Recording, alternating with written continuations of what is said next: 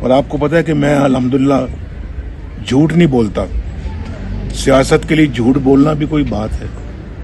کیا کھٹیں گے آپ سیاست کے لیے جھوٹ بولیں گے؟ یہاں تو آپ شاید آپ کو حکومت مل جائے, ادھر جا کے کیا ملے گا آپ کو؟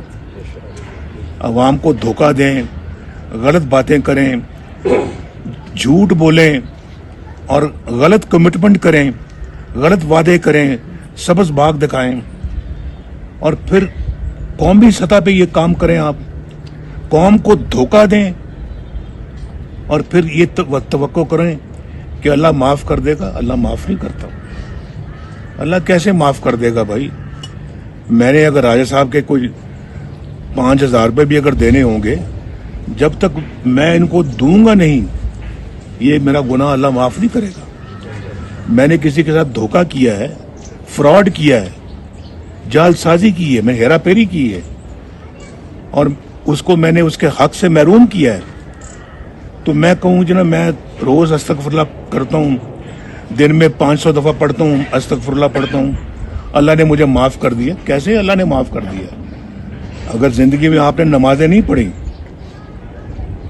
پچھلی زندگی میں آپ نے نمازیں نہیں پڑھی, 40 سال آپ کی عمر ہو گئی ہے, 40 سال میں آپ نے نمازیں نہیں پڑھی, 41ویں سال جا کے آپ اللہ سے کہتے ہیں اللہ مجھے معاف کر دے, میں نے 40 سال نمازیں نہیں پڑھی, آئندہ میں پڑھوں گا, اور آپ پڑھنا شروع کر دیں, وہ اللہ معاف کر دے گا.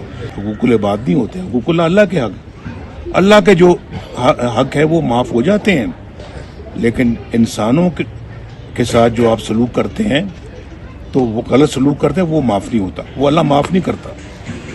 تو میں یہ کہہ رہا ہوں کہ اس لیے جھوٹ نہیں بولنا چاہیے کہ میں نے یہ الیکشن جیتنا ہے, حکومت میں آنا ہے, وزیر اعظم بننا ہے, صدر بننا ہے, تو میں جھوٹ بول کے تو لوگوں کو دھوکہ دے کے ووٹ مانگوں اور ووٹ لوں, اور پھر میں کچھ نہ کروں بلکہ الٹا اپنی قوم کو بھی خراب کروں, قوم کو بھی میں جو ہے نا وہ اس کے عادتوں کو بگاڑ دوں, قوم کی میں جو اچھے ذہنوں کو میں خراب کر دوں, ان کو بھی میں آ کے دھوکہ دہی والی باتیں سناؤں آ کے, اور دھوکہ دہی سکھاؤں, اور قوم کے ساتھ بھی میں اپنا یہ ظلم و زیادتی کروں, اور لوگوں کی نشو و نما جو ہے نا وہ بھی میں اس میں بھی کوئی خرابی پیدا کروں, معاشی حالات کو خراب کر دوں, معاشرتی حالات کو خراب کر دوں, سماجی حالات کو خراب کر دوں, تو مجھ سے بڑا ظالم انسان تو پھر اس ملک میں اور کون ہوگا؟ جو بات کہیں سوچ سمجھ کے کہیں اور پھر اس کو کریں. ہمارا یہ اللہ کے فضل و کرم سے یہ موٹو رہا ہے, اصول رہا ہے, تو کہنا بلکہ کہیں کم, کرے زیادہ. لیکن آپ نے ہمارے دور کے بعد جو دور دیکھا ہے, کس طرح کا دور تھا وہ, پاکستان کے کلچر کو خراب کر دیا, تباہی پھیر دیے, اور حسد, بغض, منافقت, ان چیزوں کا تو وجود ہی نہیں ہونا چاہیے اس سطح پہ جا کے. کبھی جب میں وزیر اعظم تھا تو پاکستان کو ڈیفالٹ سے ہم نے اس وقت بھی بچایا. پاکستان گرے لسٹ میں تھا, ہم وائٹ میں لے کر آئے, اور IMF کے ساتھ ہم نے پروگرام جو ہے نا وہ ختم کیا, بائے بائے کہا اس کو. کوئی کسی ملک سے ہم نے پیسہ نہیں مانگا, ایک دھیلا نہیں مانگا اپنے دور میں. ہمارے دور میں ہندوستان کے 2 وزیر اعظم پاکستان آئے اور آ کے کہا جی ہم بیٹھے, ہم بیٹھ کے آپ سے بات کرنا چاہتے ہیں. کتنی اچھی بات تھی. اور امریکہ کے صدر جو ہے نا وہ مجھ سے بات کر رہے ہیں کہ نواز شریف صاحب آپ $5 ارب لے لیں, دھماکے نہ کریں. تو میں نے اچھا کیا نا, میں نے $5 ارب نہیں لیے, لیکن دھماکے کر دیے میں نے. وہ $5 ارب میں کہتا نا مجھے دے دو یار, پاکستان کے لیے نہیں, مجھے دے دو. وہ کہتا اچھا تم لے لو, دھماکے نہ کرو, چاہے میرا بعد میں جو کچھ بھی بنتا وہ بنتا, میرے ساتھ جو کچھ بھی ہوتا وہ بعد میں ہوتا, لیکن وہ $5 ارب مجھے بھی دے دیتا. لیکن ہمارا اپنا ایک ضمیر ہے, ہمارا ایک اپنا جو ہے وہ ایک کانشنس ہے, ایک ضمیر ہے, ایک اصول ہے, اور اللہ کے فضل و کرم سے خوف خدا ہے.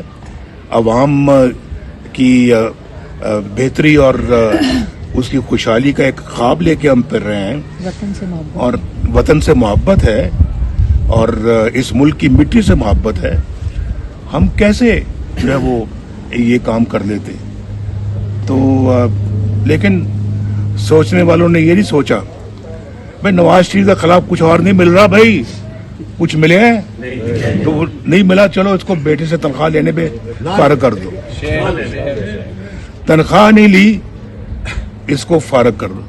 کسی ملک میں ایسا ہوتا ہے؟ اگر ہوتا ہے تو یار بتاؤ. یہ پہلی مثال پاکستان نے قائم کی ہے. پاکستان نے قائم کی کہ اپنے ملک کے وزیر اعظم کو اپنے بیٹے سے تنخواہ نہ لینے پر فارغ کر دیا. نواز شریف تھا ڈالر $104 پہ تھا. نواز شریف تھا سبزیاں 10 روپے کلو ملتی تھی. نواز شریف تھا روٹی $4 کی تھی. بجلی کے بل لوگ ہنسی خوشی ادا کرتے تھے, اور بجلی آ بھی رہی تھی. پاکستان کے اندر گیس بھی آ رہی تھی. پاکستان کے اندر ہر چیز کی ماشاءاللہ فراوانی تھی, اور لوگ تنخواہوں میں گزارا بھی کرتے تھے اور بچاتے بھی تھے پیسے اپنے بچوں کی شادیوں کے لیے, بیٹیوں کے ہاتھ پیلے کرنے کے لیے. یہ وہ زمانہ تھا 2017 جب اس ملک کے اوپر تلواروں سے, کلہاڑیوں سے وار کیا. اچھی بلی اکانومی تباہ و برباد, اچھا بلا معاشرہ تباہ و برباد, اچھا بلا ملک تباہ و برباد. غریبوں کے گھروں میں چولہا تک بند ہو گیا, بجھ گیا.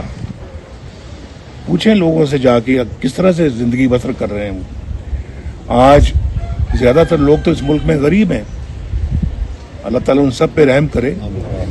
لیکن ایک آج 20-25 ہزار روپے کمانے والا شخص جس کے 2-3 بچے بھی ہوں اور گھر میں اور بھی بڑے ہوں, بزرگ کو گزارا کر سکتا ہے؟ یار بتاؤ مجھے, نہیں بتائیں 25 ہزار روپے سے کتنے دن گزارا کر سکتا ہے؟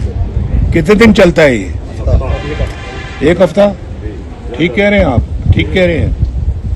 باقی 3 ہفتے کیا کرتا ہے وہ آدمی؟ سوچیں کہ کس نے اس ملک کو اس حال تک پہنچایا ہے, کس نے؟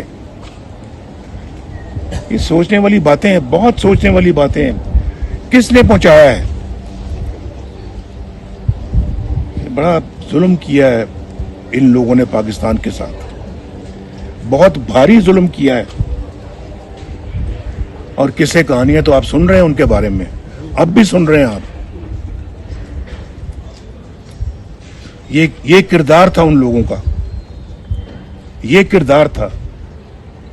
یعنی منہ میں رام رام, بغل میں چھری اور منہ میں رام رام. مجھے اور اس کو,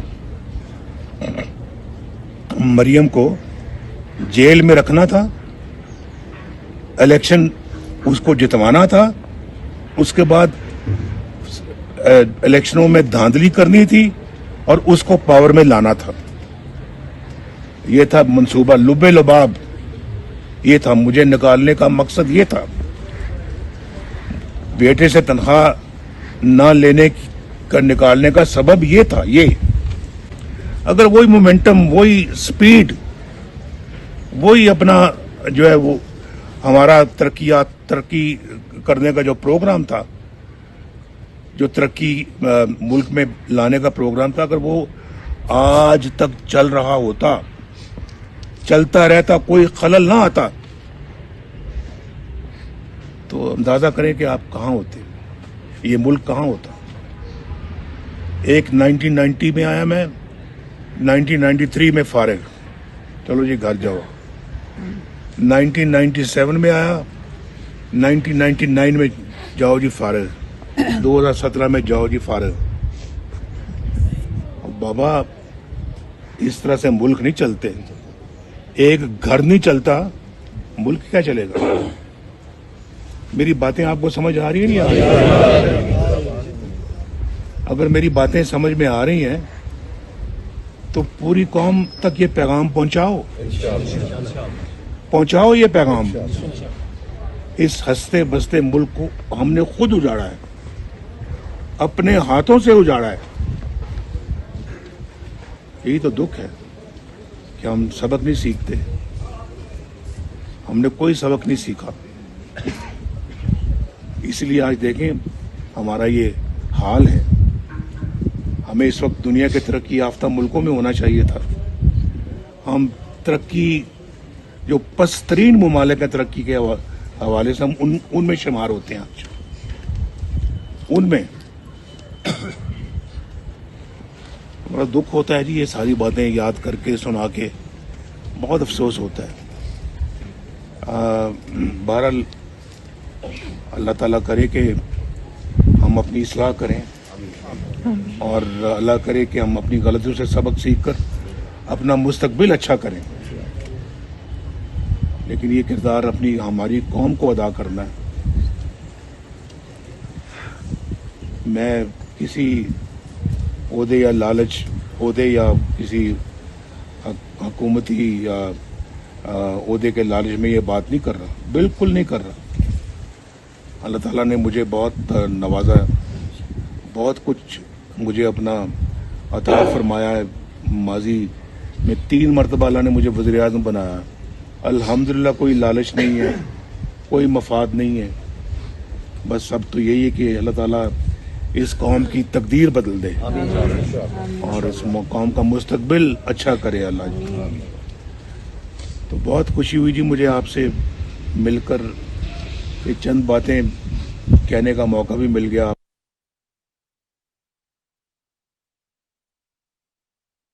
जी आप सबको आज यहाँ देखकर मुझे बहुत अच्छा लगा, और इससे भी ज़्यादा खुशी मुझे ये हुई कि मियाँ साहब आप सब लोगों से इतने साल के बाद दोबारा मिले।